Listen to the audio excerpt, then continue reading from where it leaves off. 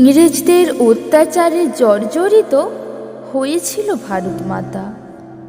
শাসন, শোষণ আর অত্যাচার সয়েছে কত আবাল বৃদ্ধ বনিতা। শাসনের নামে শোষণ করেছে, ঝরিয়েছে কত রক্ত। ভীতু কাপুরুষের মতো কত মানুষ সয়েছে, সবই করেনি হাত শক্ত।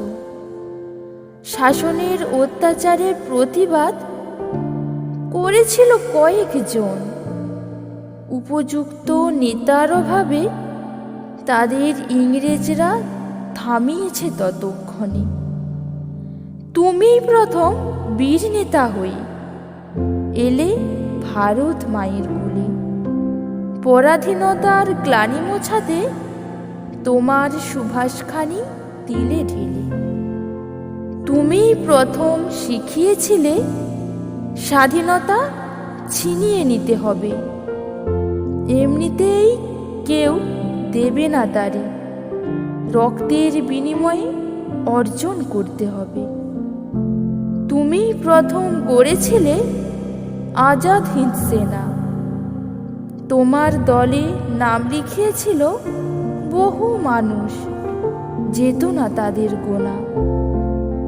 ইংরেজদের চোখে ধুলো দিয়ে তুমি পালিয়েছিলে বিদেশে, অস্ত্র শস্ত্র সৈন্য নিয়ে রণচণ্ডী হয়ে এসেছিলে তুমি স্বদেশে।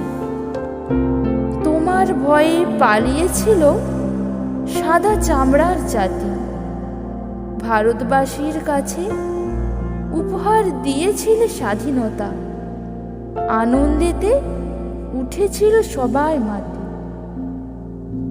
ভারতবর্ষের নতুন ইতিহাস তুমি দিয়েছিলে রচি, সব মানুষের হৃদয়েতে সারা জীবন থাকবে তুমি বেঁচে।